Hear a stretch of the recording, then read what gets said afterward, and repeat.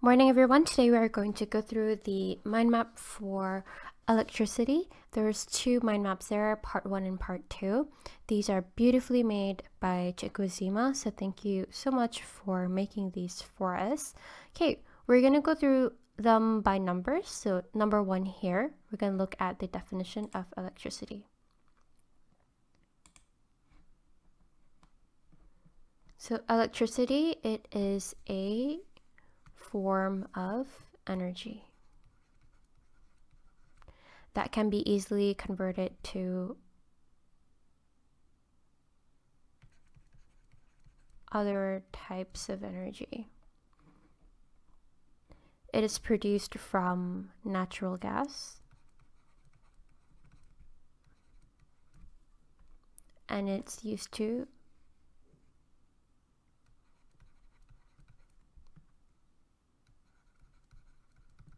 power turbines,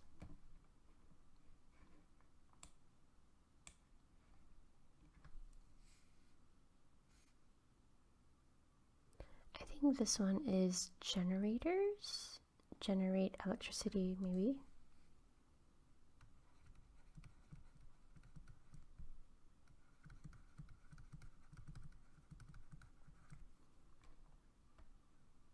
For example, at home.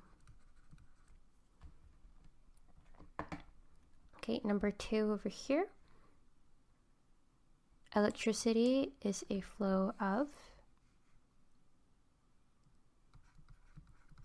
electrons from the negative terminal to the positive terminal. This is called the electron flow.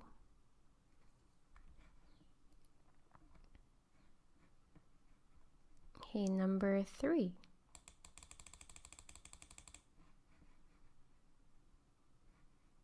Okay, number 3 is right at the right hand side. So now we're looking at circuits. There are 2 types of circuits, closed and open circuit. When you have the circuit that is open, current cannot flow. But when the circuit is closed, current can flow. And for a closed circuit, we can have 2 types, which is parallel, where you have more than one path for current to pass through, and you have only one path for series.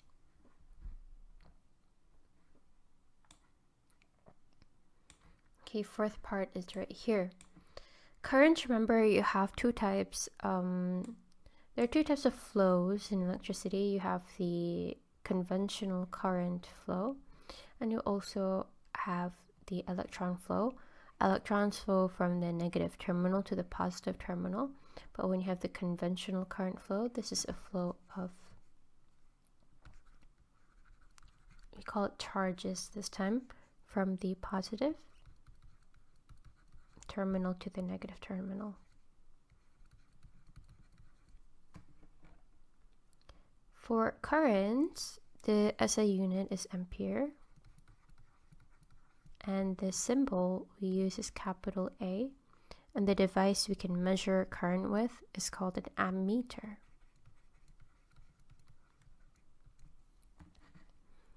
In series, I total is equals to I1 equals to I2 equals to I3. In parallel, I total is equals to I1 plus I2 plus I3. What this means is in series, so if we have a tricell, and then we have a bulb, and we want to measure the current flowing over there. So usually we put the ammeter here. We usually draw the ammeter with the circle actually. So you can put the ammeter here, So we call this I1 maybe. You can call this one, okay, yeah, 2. And then you have, even up here, 3. So the first ammeter here, this one is the first current, right? Or even the total current, because it goes from the first and the last one. So this one is equals to this and this. That's what it means by in series, that they're all equal. So I total, so what is the total current? It is I1, so current at the first ammeter equals to I2 current at the second ammeter and current at the third ammeter, I3. But when you have a parallel circuit, so you have your, over here, your dry cell, and then you have A1 here, then A2 here, ammeter, the third ammeter here, and then you're gonna place A total here because everything goes back to that first circuit. So so current at the total is equals to this one, so current at number 1 plus current at number 2 plus current at number 3.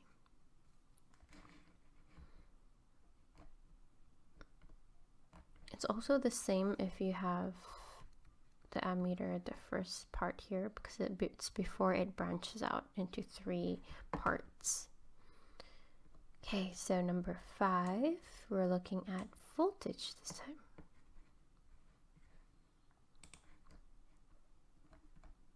Voltage. What is voltage? Voltage is the amount of energy needed to push the charges. SI unit for voltage is volts. The symbol is a capital V and the device is called a voltmeter. In series, so actually these two are just the opposites.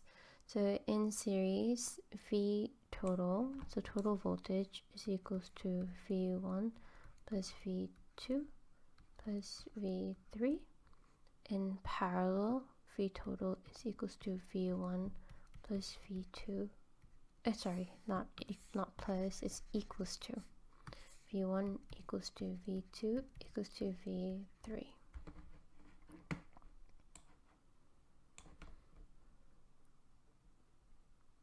Okay, number 6, we're going to move on to resistance. The SI unit for resistance is ohms, and the symbol is something like this.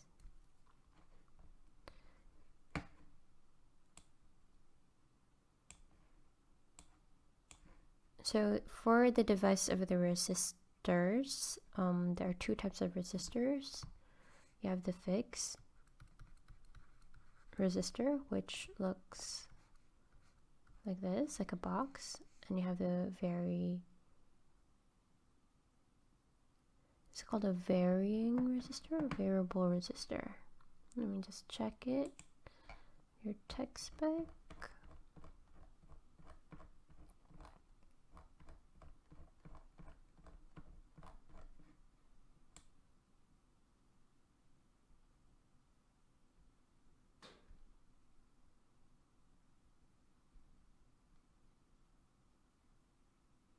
It's called a variable resistor. An example is a rheostat.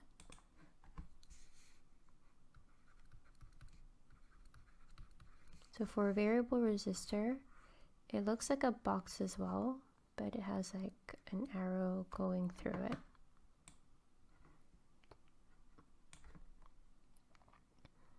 In series, resistor is equals to through R total, so R1 plus R2 plus R3 but for parallel, it's 1 over R1, R total, sorry, equals to 1 over R1 plus 1 over R2 plus 1 over R3.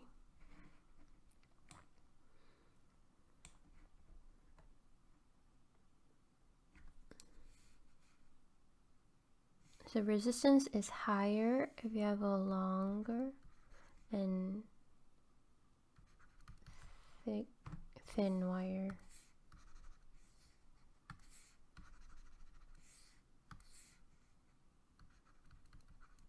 But the short and thick wire, you have lower resistance. How I think about it is like if you are walking, not really walking, okay, maybe if you have a tube and then, okay, maybe in terms of like the blood vessels, so you have high resistance if you have like a very small blood vessel, and then you have your blood cells moving in here, so it's harder for them to kind of move and slower because it's a very long journey. But if you have something thick and short, then it's easy for everyone else to flow in, and it's a short journey, so there's not much resistance there.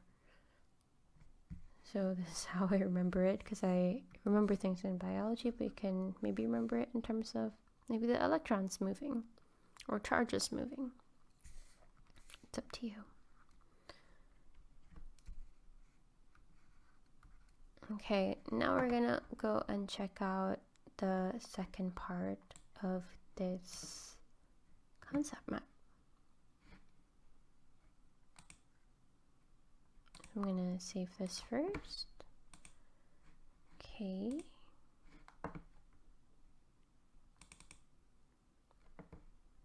Okay, so now we're gonna look at electricity part 2. And as usual, we're gonna look at the first part, which is fuse.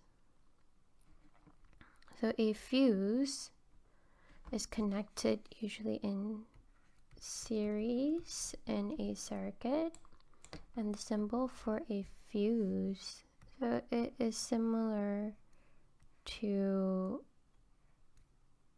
a resistor, but a fuse has a line in between.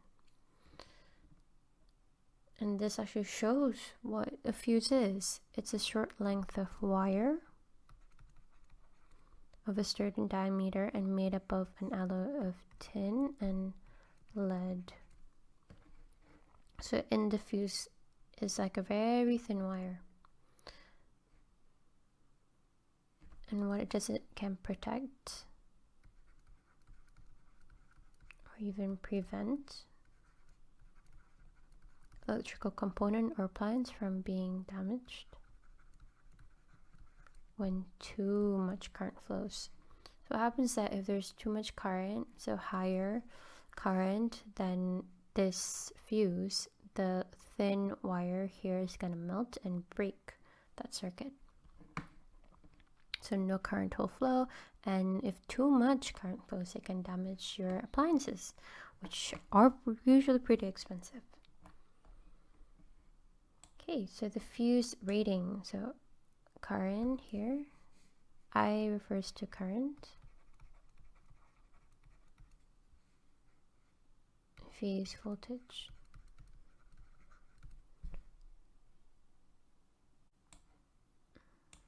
okay, so P is for power and phase voltage. I think bigger voltage allow a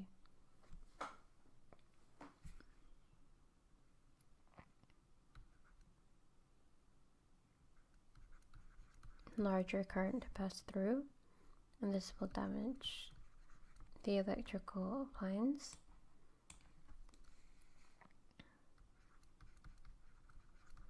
Smaller voltage, fuse will melt, circuit will break. fuse rating should be higher than the maximum current in the circuit. And these are the values of fuse rating: 0.1A, 1A, 3A, 5A, 13A, 15A, and 30A. Okay, and the third part is about safety precautions. So an earth wire is used to protect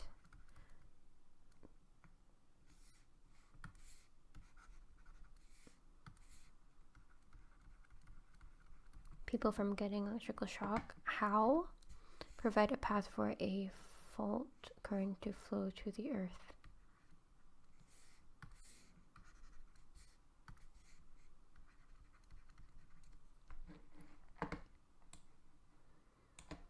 Safety rule. If you look at something like this, you do not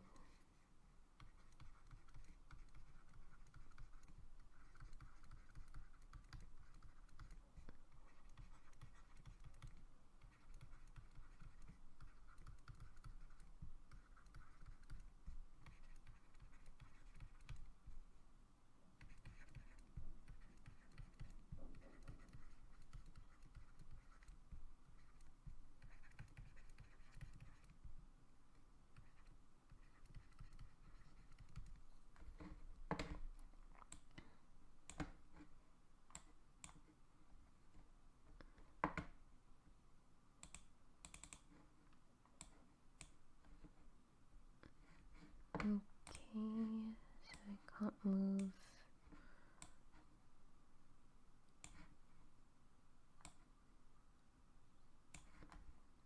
Okay, for overloading, it's when a number of appliances are connected to a single socket, causing heating, which can lead to fire. Okay, now we're done with all the concept maps for electrical circuits and electricity part 1 and part 2. To cover pages 1 to 4 of the past year paper, this is an SPE Past Paper, which is compiled by the SBC Brunei. So thank you to all the teachers who have compiled all of these questions for us to try. Don't forget to write down your name, your class, and the date, please. Okay, so let's do the first few questions. Electrons flow in the same direction as a conventional current. This is false. There are two types, which is the electron flow, and this is from the negative to positive side of the terminal, and conventional current is from positive to negative. Figure below shows a torch containing two cells, a switch, and a lamp, which is the circuit diagram for the torch. So if you look over here, so we're going to draw it together. So this is the negative side, so it's the smaller end, and then a longer line, and then we're going to connect it to another dry cell, smaller line, and then longer line. Then you can see here that it's connected to a light bulb or lamp.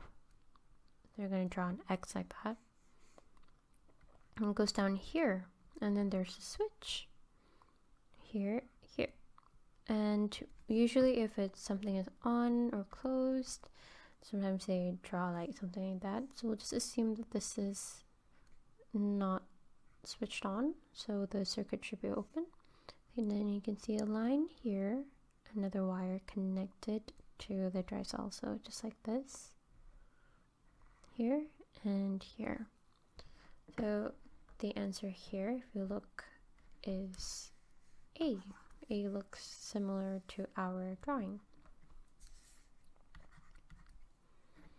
The bulb on the cell in the circuit shown in figure below are similar, which circuit will light up the brightest. So when it comes to brightest for bulbs, you need to have high voltage, which means higher energy, and then you also need to have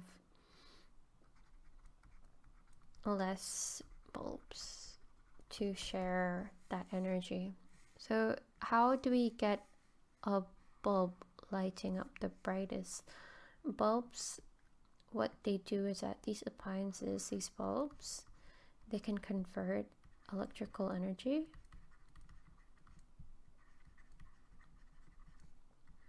into light energy plus a bit of heat coming off. So you need to have a high voltage. Remember, voltage means the amount of energy to push charges.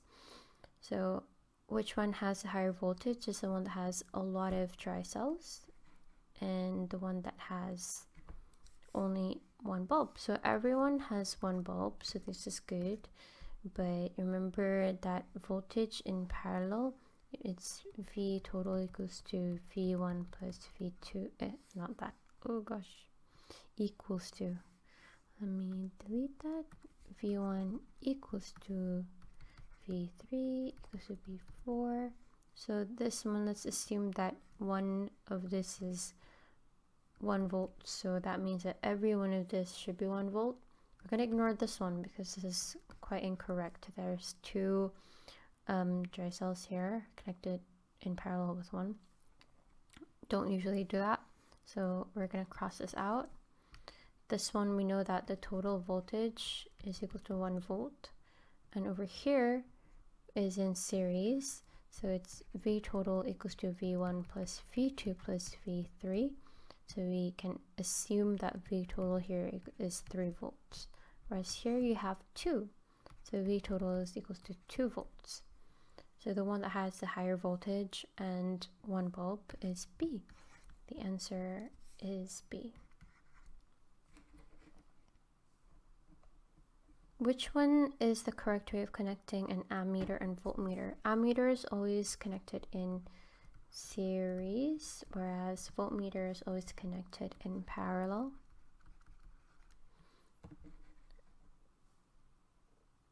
Okay, it says here light bulbs, but we're just going to assume which one is the best.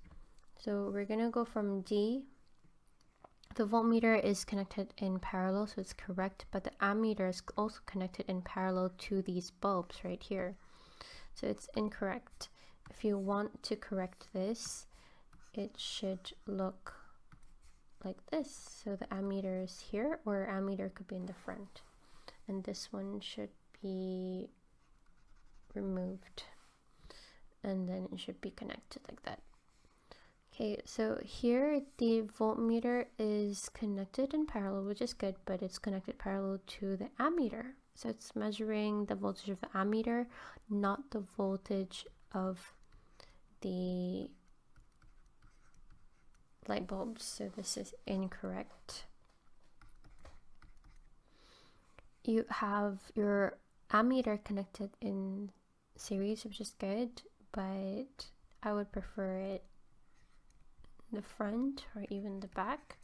But the voltmeter here is connected in series to the bulbs, so this is incorrect, and we're left with A. So you can see here that the voltmeter is connected in parallel to one of the bulbs. It would be good if it's connected in parallel to all of the bulbs, but that's fine. And then the ammeter is in series, which is good. I would prefer it to be at the back, but this is the only one that actually makes sense, so the answer here is A. The diagram shows a circuit with an ammeter connected in series with dry cells. What is the current at I2 if the ammeter at I1 reads 3.5A? So remember that this is current, right? So current, we're measuring current, and it's connected in parallel here. So the current in parallel, I total is equals to I1 1 plus I2, because there's 2 branches here, only 2 current flowing. So I total is 8A. So if you have the ammeter here as well, I total is also equals to 8A. So the total for current is usually in the beginning, which is here, and the ending. So when you first come in, and then when you come back to the dry cells. And I'm looking at the arrow here. This is the conventional current flow. Okay, so 8A is equals to 3.5A plus I2.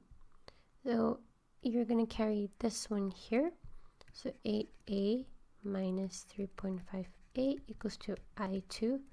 But since the subject is I2, move this to the left hand side.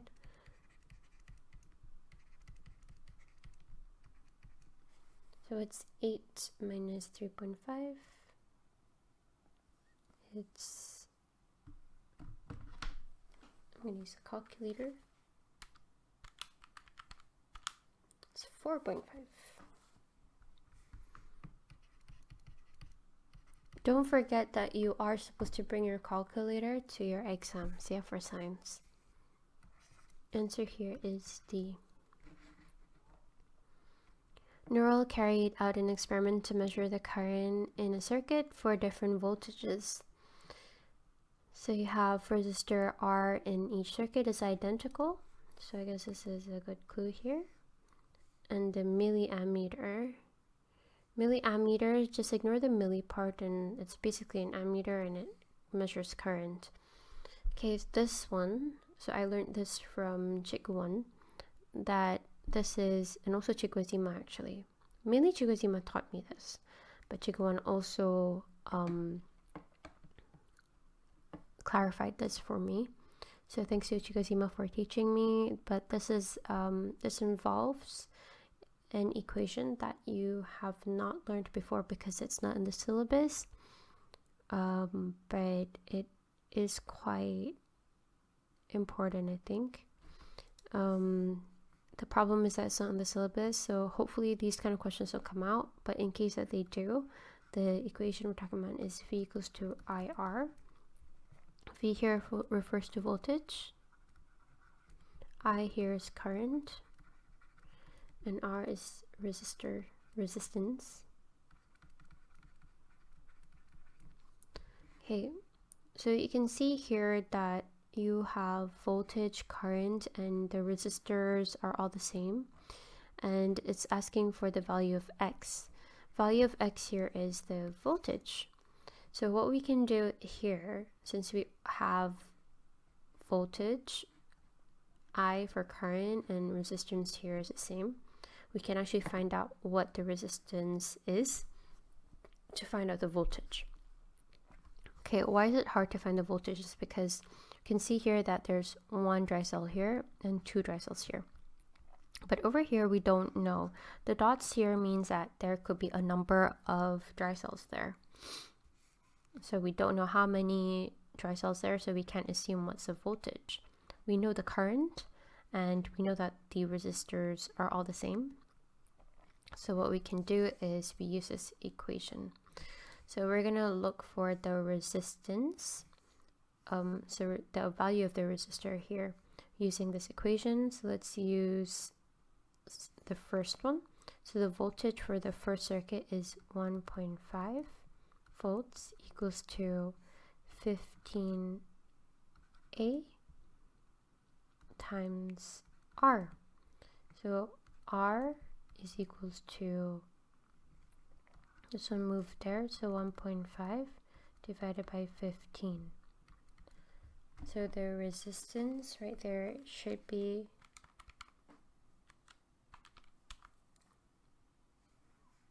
0.1 ohms. So let's check it as well if this is the same for circuit 2. So we have circuit 2 should be 3.0 volts. V equals to I, which is 15A times R. I'm going to move this away. So R is equals to 3.0 divided by 15.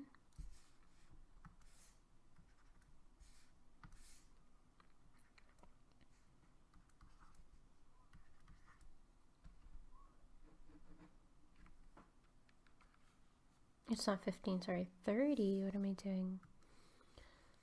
I'm very sorry about that.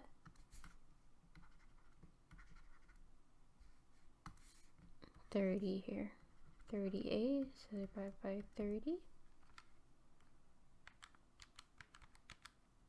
It's also 0.1 ohms, so we can conclude that it is actually the same. So what we can do is V equals to IR for circuit 3. So voltage is equals to the current is 60 times the identical resistor 0.1 ohm. And that is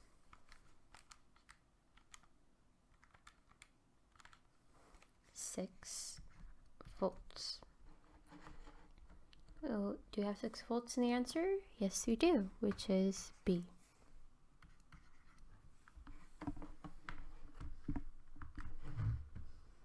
Smile set up an electric circuit using 2 identical resistors. So we have resistor here, R1, R2. So we know that R1 is equals to R2.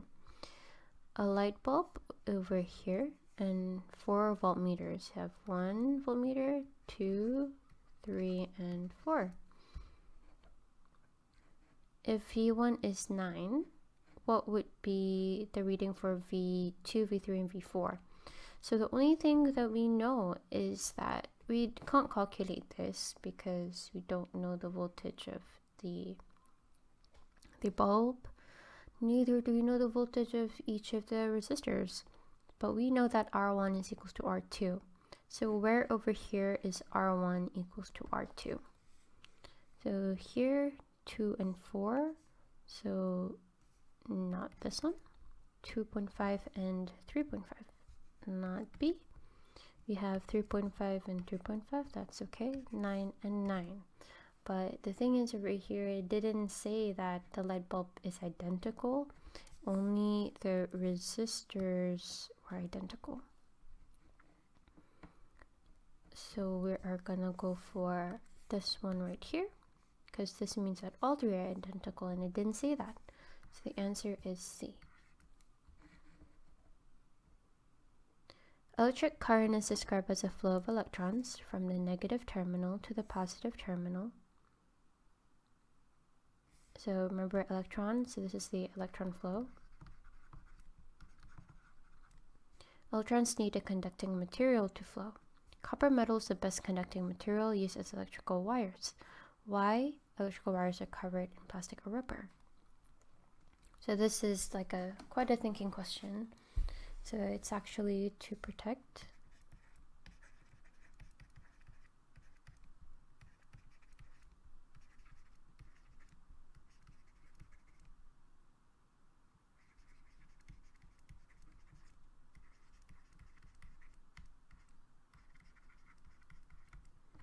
This is actually just to protect someone from getting electrical shock, from getting, actually human beings, we can conduct electricity as well.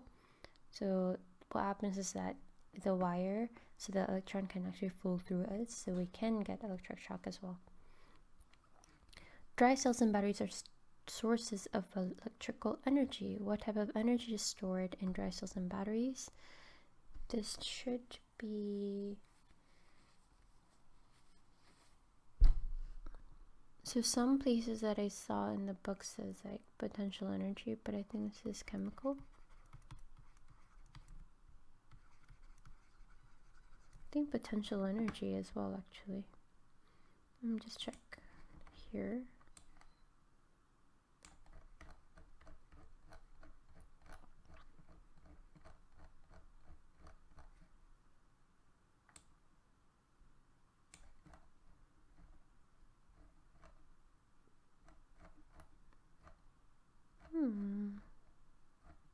What type of energy?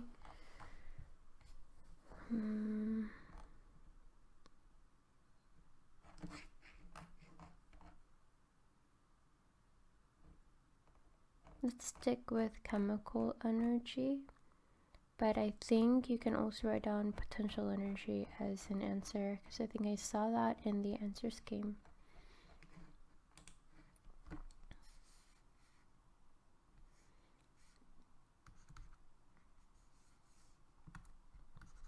I'm confident with chemical energy though.